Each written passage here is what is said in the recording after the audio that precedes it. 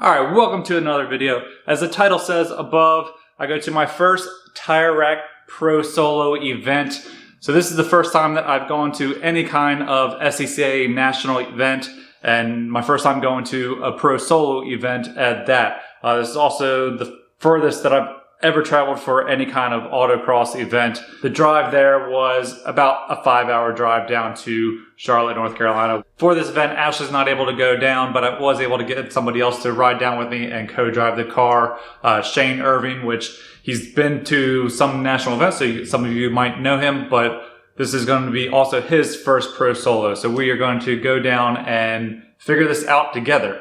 Neither of us have done this. We kind of have an idea of what a ProSolo is. So if you don't know, a ProSolo is a combination of kind of drag racing and autocross. So there is a tree and there's two cars. They line up, the tree drops, and you both go on the course. And then it's basically a mirrored course. So one car goes and does the right course, another car goes and does the left course. And then you switch, and then you do the left course and the right course. Then your best time from the left side and the right side are added together to equal your total time. It's all PAX based, so raw time doesn't really matter that much. It's all just the PAX multiplier for your class. All right, for those of you that are new here and might not be really familiar with the car, quick rundown. 1994 Ford Mustang, small block Ford, head cam intake. Front suspension is still mostly stock. It's got some springs and dampers and some geometry tweaks. Rear suspension is a torque arm. Tires are Nankang's 315s all around. The car is close to minimum weight, which is 3,000 without the driver. I think I'm sitting right around 3,100 with a full tank of gas. All right, that's the basics of the car. Compared to other cars in KMT, it is underpowered. It doesn't turn in very great. But it is a good car, and it does have potential to be a top contender.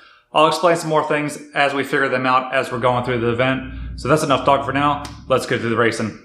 All right, we're out here at the Z-Max ProSolo, starting to do some practice runs. We get 4 practice runs to test out the tree. First time ever doing it, so let's see if we can try to figure this thing out, try to cut a good light. Not something that I get to say very often.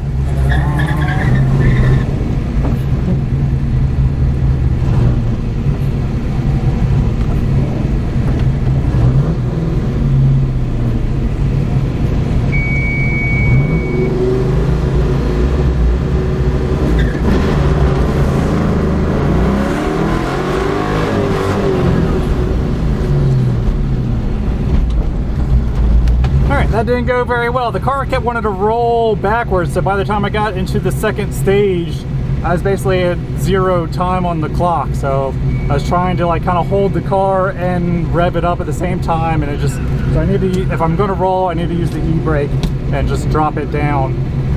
So we'll try that on this one. That was pretty bad, but I'm not a drag racer, so. But yeah, the car was rolling back on me, so I was trying to like kind of hold it, and by the time just chalk it. I can go up there and chalk it for you. Yeah, chalking it is the deal, man, because then you ain't got to worry about it. Okay. I'll follow you up there. I'll just do that from now on.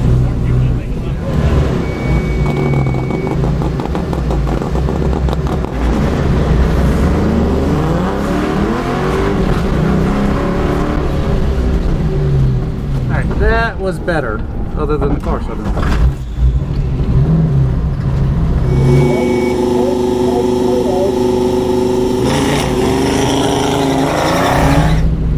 This one definitely felt the best, but it's the surface is kind of slick. So this is a sealed asphalt, so it is slicker than the concrete that I'm used to kind of running on. So.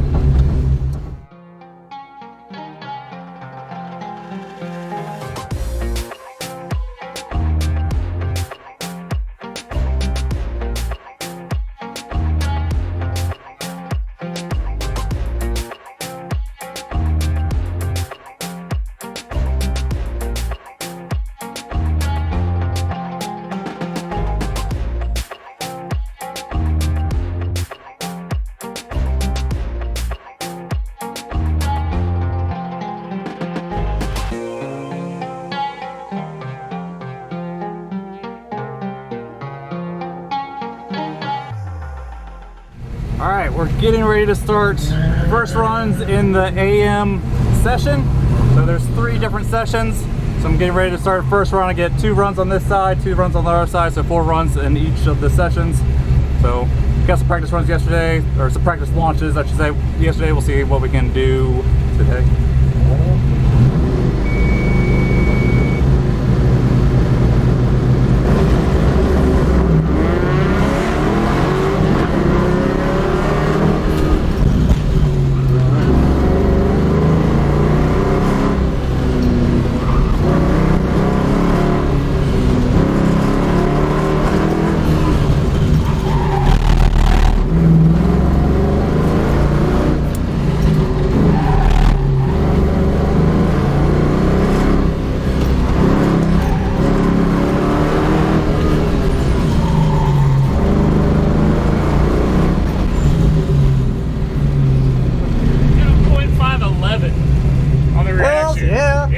So I did exactly what you told me to be careful of the wall.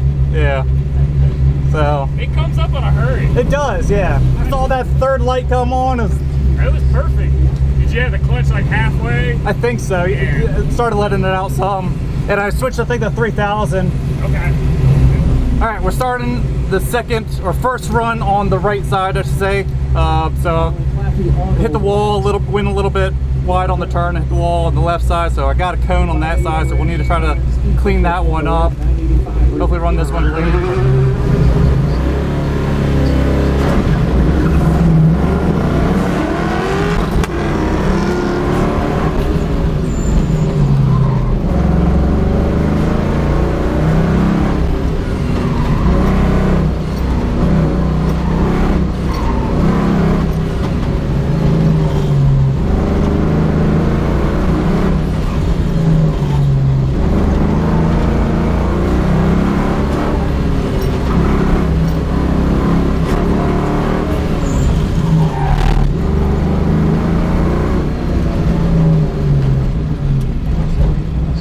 Still very sloppy. A little slower in the reaction. Yeah, I felt it. Like I felt it was. I wasn't paying attention. You want to hold it? All right, last run on the left side.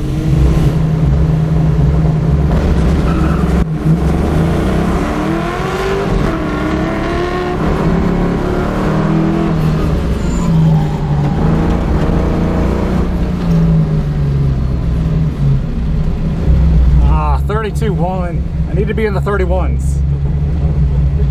Was much better.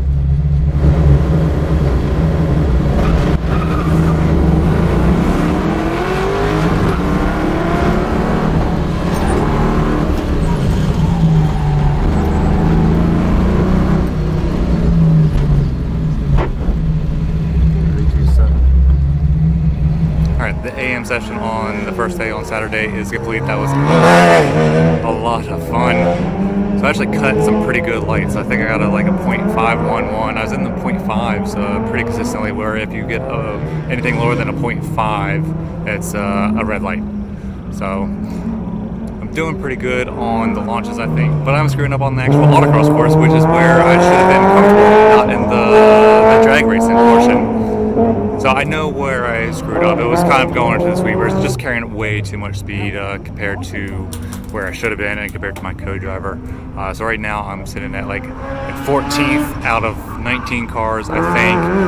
My co-driver is sitting in 10th place. We got 2 more sessions. So we got the PM session today on Saturday and then the AM session on Sunday. So I'm confident that we'll be able to get it figured out, because 2 runs is just super quick to try to go out there and improve, figure out the course and all that things. This is a pretty simple course, luckily, but there are some very tricky points that need to get figured out. But on to the next session.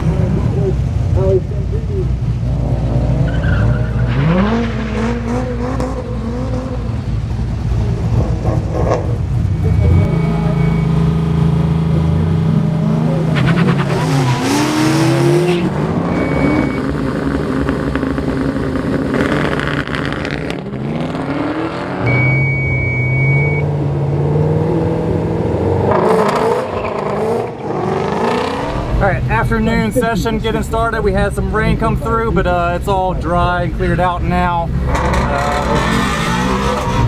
Shane was able to improve on his runs and all. Everything got almost a 31 flat, or 31 flat on one side and low 31, so the car is capable of doing it, so let's go do it now.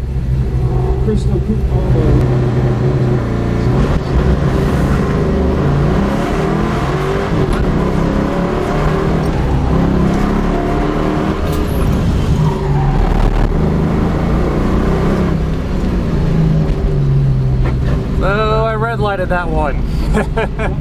Too good on the tree. But ran a 31.9. But red light. Alright, first run on the left side. Hope we can not red light it this time. I spun a lot of the line, so I didn't think I'd red light, but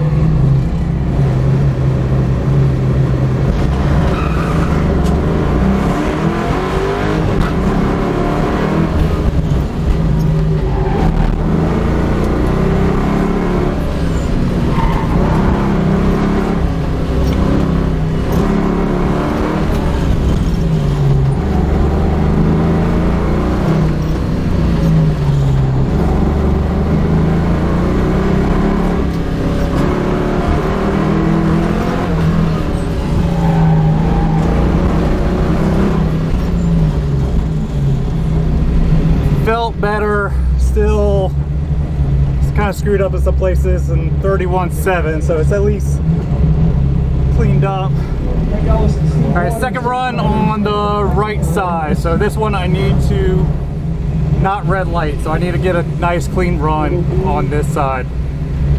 Looks like Frank Ellis back first in the C8 Definitely up my aggression level on this afternoon heat. Things are going much better. The car is getting a little more loose, which I'm used to. So 29.60.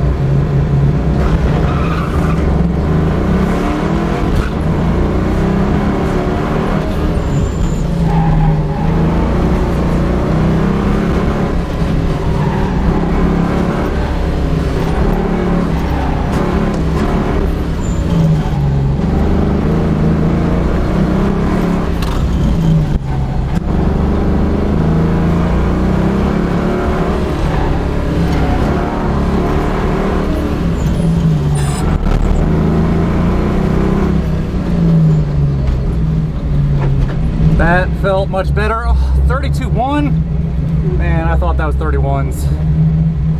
Damn. All right. All right. Last run on the left side.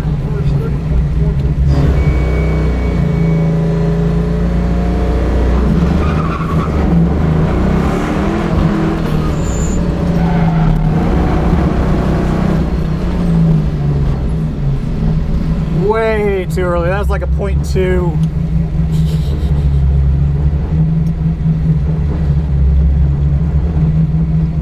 I don't know what happened on that one. I was just like, no! You got all of it. Yeah. All right, the first day is complete. In the afternoon session, I did improve. So did Shane. So he improved a lot more than I did. He's up to 7th, I think, in cam class. I actually dropped down, even though my times improved. I dropped down to 15th out of 19, so I got a lot of work to do tomorrow. I know the car is capable. I got 2 red lights that just kind of got in my head on several of those runs, and I felt a lot better on those runs. I attacked the course much more aggressively as I was planning on it. Looking at the data, there's just like a few places here and there where I know I can pick up, basically going through the first slalom on the left side and the second slalom on the right side. Those are basically the places where I'm only losing 0.6 to Shane, so it is really close.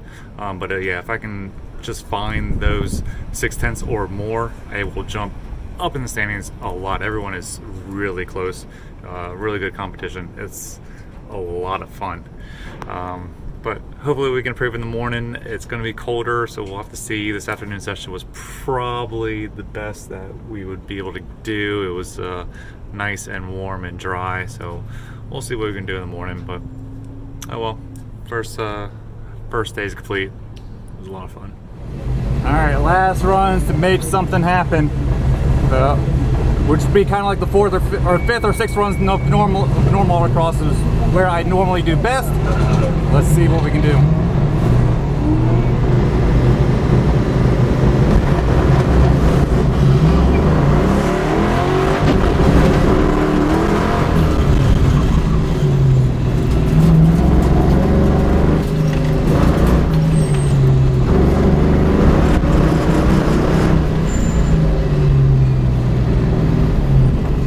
They had to bail out, going into the wall, and that reaction, it spun a lot.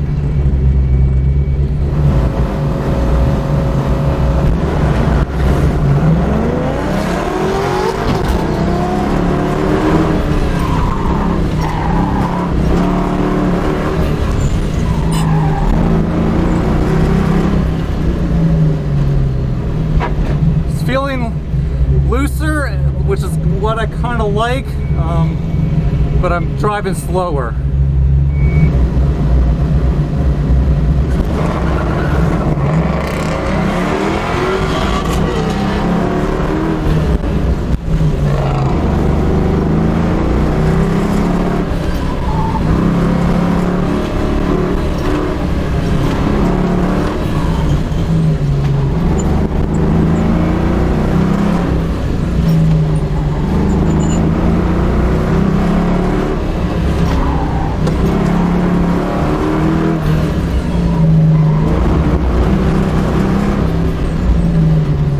Good.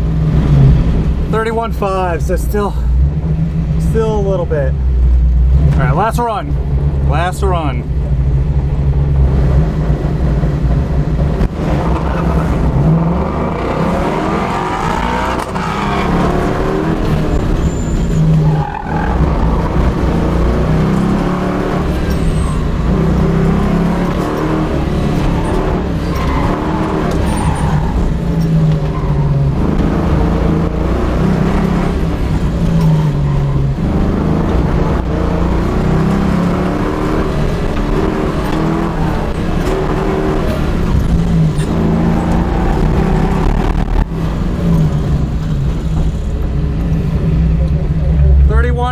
So I got a 31.5 on both sides.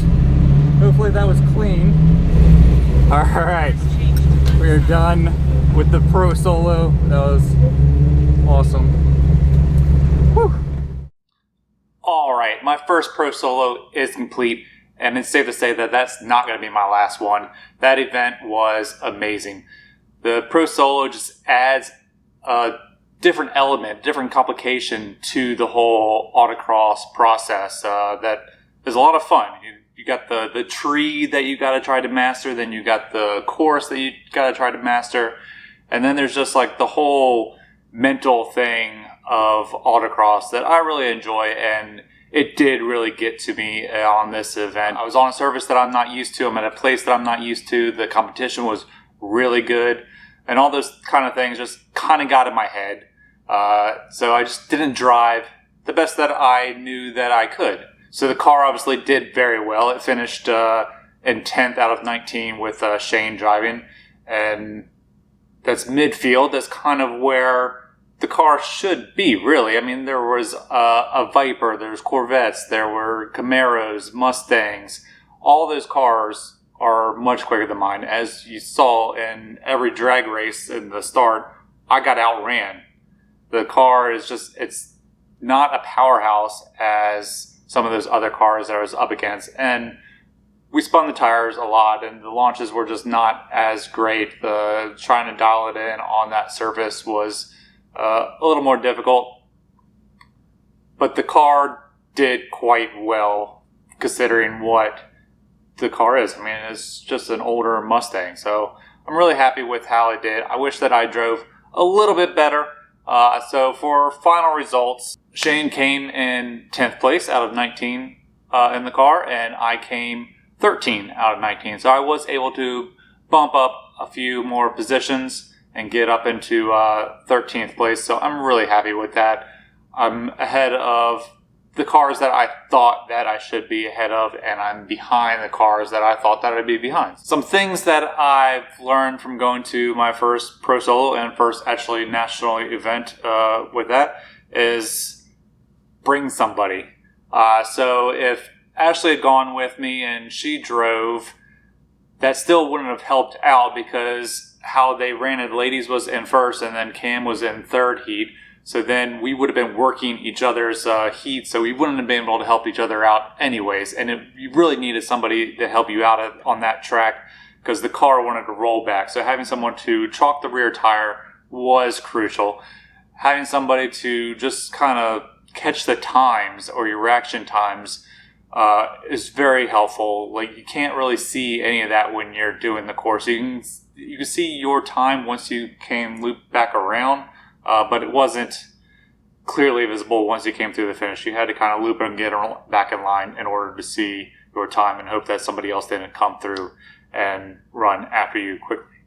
So having somebody to go with you and co-drive the car, or just to come to spectate, would be very helpful for a Pro Solo event. So all the results were done in live timing, which was awesome. You could clearly see where you were each day, or even as you were running, you could see where you were falling in the position. You can see all the times, the reaction times, the 60 foots, and everything like that. But that data is not all of that data is available after the event. So I wish that I've done some more screenshots of the live timing, so I could have clearly got all my reaction times and 60 foots and all the other times recorded. Just looking back at the results, all I can see is the overall times for each run. I can't see the reaction or the 60 foots or any things like that. So I was able to go through all my videos, luckily, and see the reaction time on the screen, but I didn't have any of the other times. From what I recall, like the 60 foots, we were falling in like the 2.3. A good ones were like a 2.2 for my car. So 60 foots do leave some time there to be desired. And some of that is just in our launches and just the car needing more power. Some 60 foots into like the 2.1s or 2.0 seconds would really have helped our times, I think. Just being able to beat the other cars, not getting out dragged on every run. And that's all on street tires. All those other Cam cars are on street tires also. I know some of the cars that were running on slicks were able to do like 1.8 60 foot. So I don't think that we can do that on the street tires, but doing a little bit better than 2.3, 2.2, high 2.2s would have been good. So I don't think I'm going to be doing any more national events probably this year. We'll see. They are more travel and more expensive than just doing the local events. But next year was my big plan for trying to do more of the national events. I don't know if I actually would go all the way up to nationals, but I do want to try to do more of these larger events with more tougher competition and just see how we can do, just learn, see how other cars are set up, and just maybe get out there and meet some of you guys. That would be pretty awesome. If you made it this far into the video, thank you so much for watching. Hit that subscribe button if you aren't already subscribed. Hit the like button if you enjoyed this video. I know it is a little bit longer than some of the other ones, but I was trying to cram all the information in there, trying to cram in as much of the footage that I was able to capture from this event into here. And I really thank you guys for watching, and we will see you guys in the next video. Later.